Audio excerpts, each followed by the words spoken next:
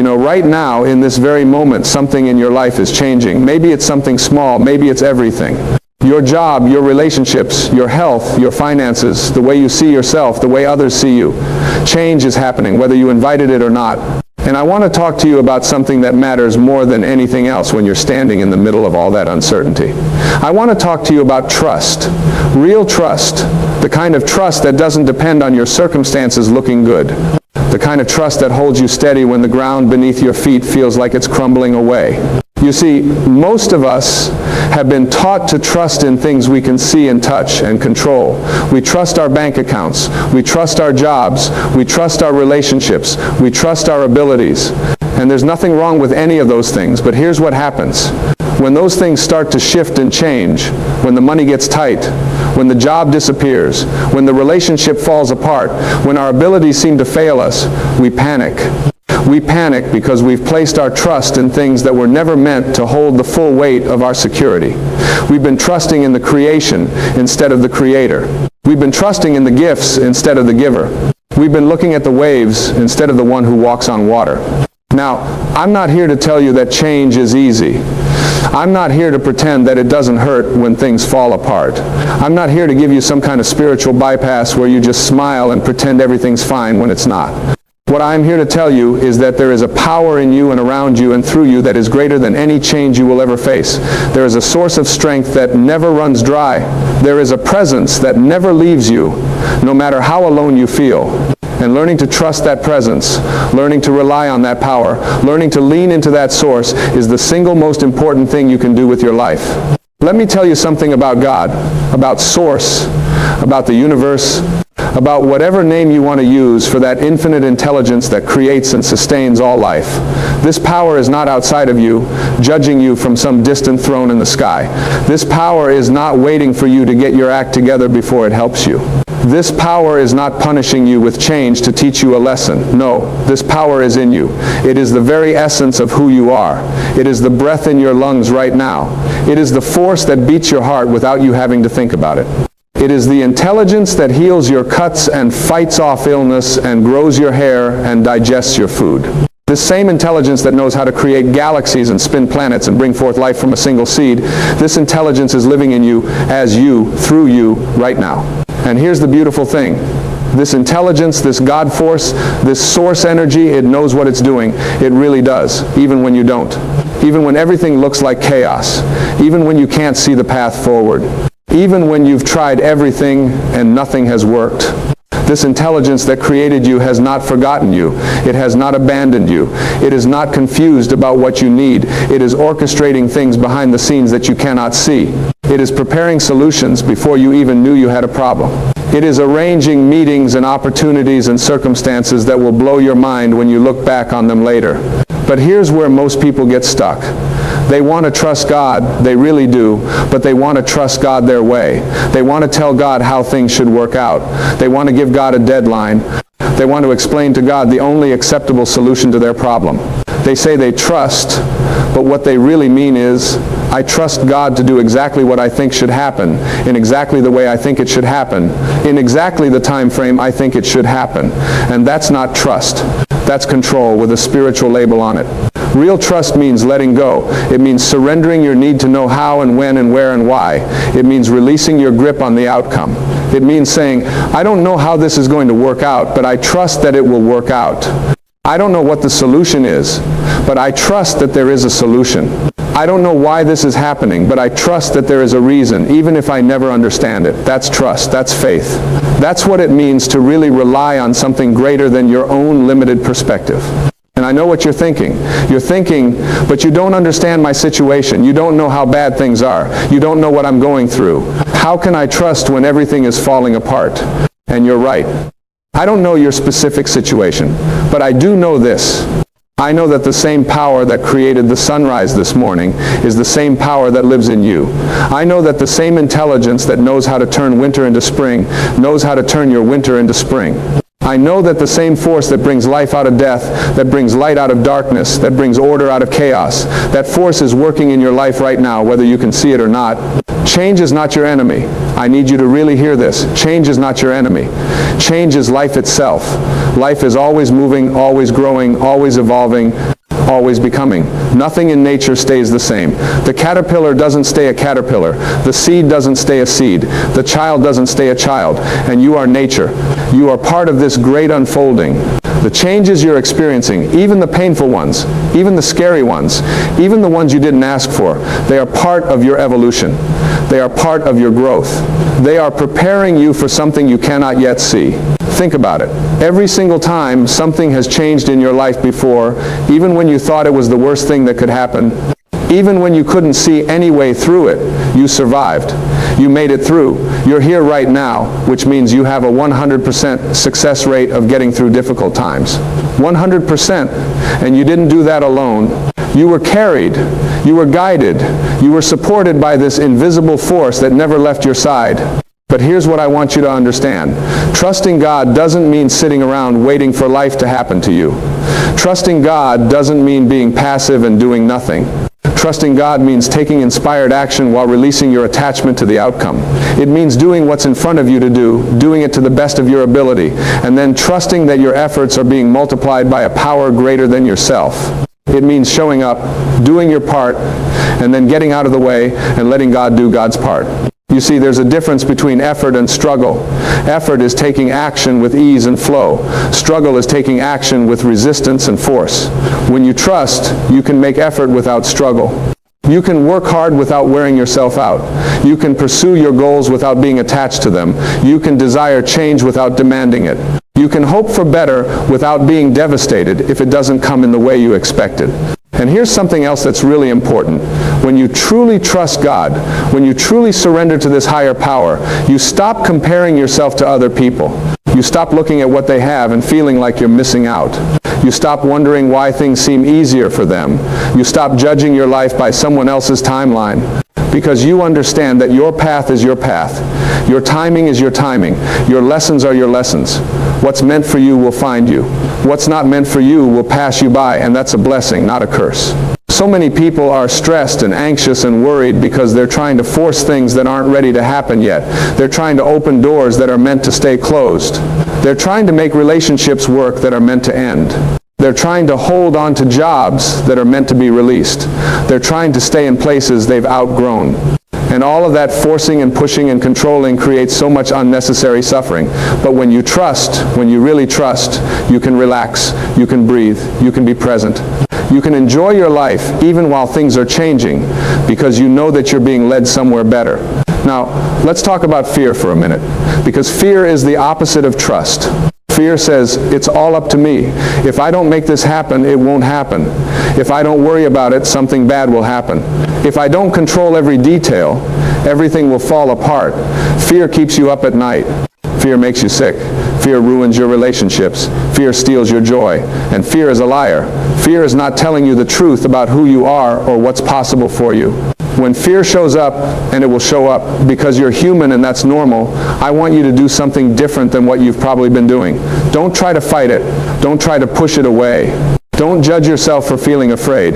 Instead, acknowledge it. Say, okay, fear, I see you. I know you're trying to protect me. I know you're trying to keep me safe, but I don't need you right now. I'm safe. I'm guided. I'm protected by something much greater than you. And then turn your attention back to trust. Turn your attention back to God. Turn your attention back to that still, small voice inside of you that knows everything is going to be okay. You know what that voice sounds like? It's quiet. It's gentle. It's peaceful.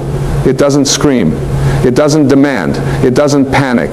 It simply says, be still, be patient, be present. I've got this. I've got you. And when you learn to listen to that voice more than you listen to the voice of fear, your whole life changes. Not because your circumstances magically become perfect, but because you become unshakable in the midst of imperfect circumstances. Let me tell you about something I call divine timing. There is a perfect time for everything. There's a time to plant and a time to harvest, a time to build and a time to tear down, a time to speak and a time to be silent, a time to hold on and a time to let go. And God knows that timing. Source knows that timing. The universe knows that timing. But we don't always know it. We think we know. We think we've got it all figured out.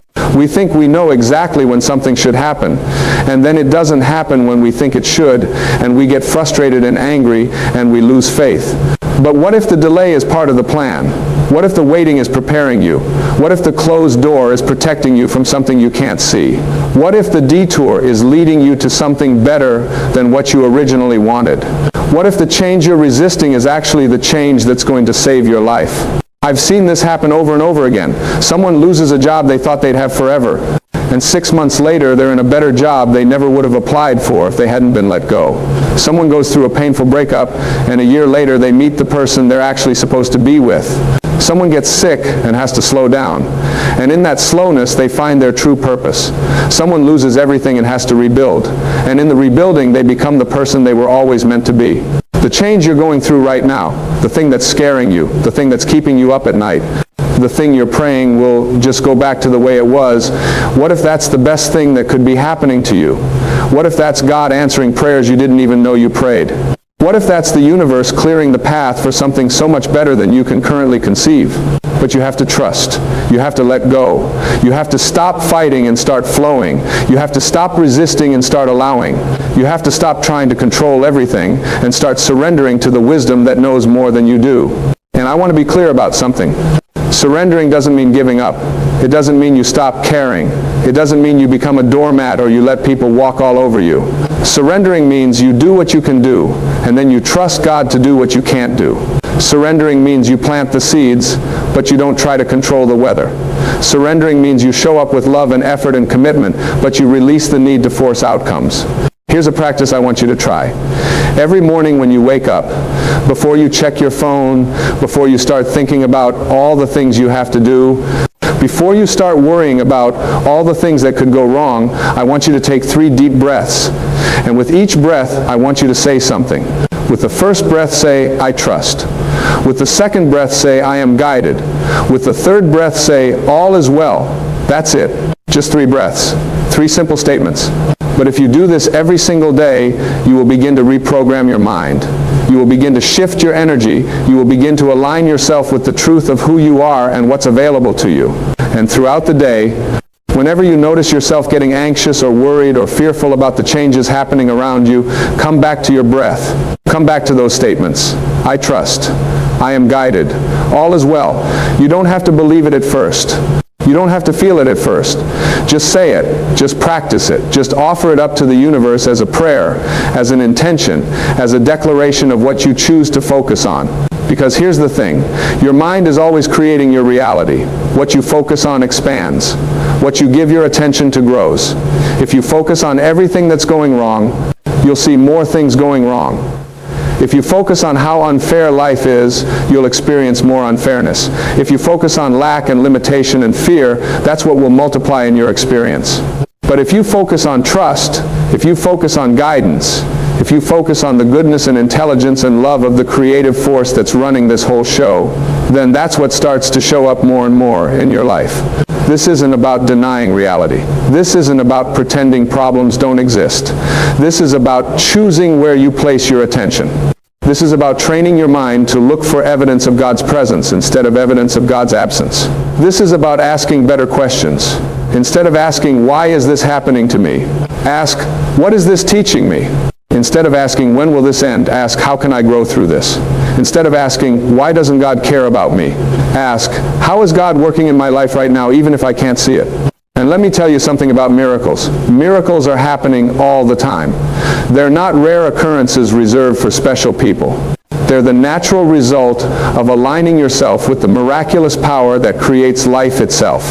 But most people miss the miracles because they're looking for something big and dramatic and obvious.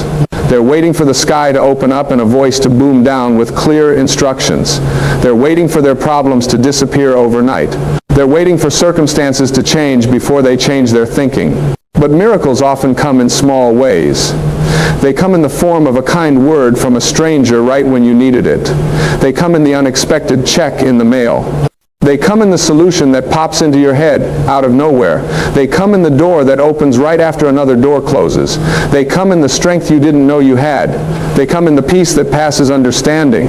They come in the knowing that you're going to be okay even when nothing around you suggests that you should feel that way. Start looking for miracles. Start expecting miracles. Start thanking God for miracles before they even show up, because gratitude is magnetic. Gratitude attracts more things to be grateful for. When you say thank you for what you have, you make room for more. When you appreciate the good that's already present in your life, you open the door for more good to flow in. And yes, I know it's hard to feel grateful when you're going through hard times. I know it's challenging to say thank you when you're losing something or someone you love. But this is exactly when gratitude becomes most powerful. This is when gratitude becomes an act of faith. This is when saying thank you in advance for the good that's coming becomes a declaration of trust. So right now, wherever you are, whatever you're facing, I want you to say thank you. Thank you for the lessons. Thank you for the growth. Thank you for the strength you're developing. Thank you for the changes that are clearing space for something better. Thank you for the difficulties that are revealing what really matters. Thank you for the pain that's breaking you open to more love and compassion. Thank you for the uncertainty that's teaching you to trust. Thank you, thank you, thank you. You see, when you live in a state of gratitude, when you live in a state of trust, when you live in a state of surrender to the divine flow of life, you stop being a victim of your circumstances. You stop feeling powerless. You stop waiting for someone or something outside of you to rescue you. Because you realize that the power to experience peace, the power to feel joy, the power to be free, that power is already inside of you. It's not dependent on your circumstances being a certain way.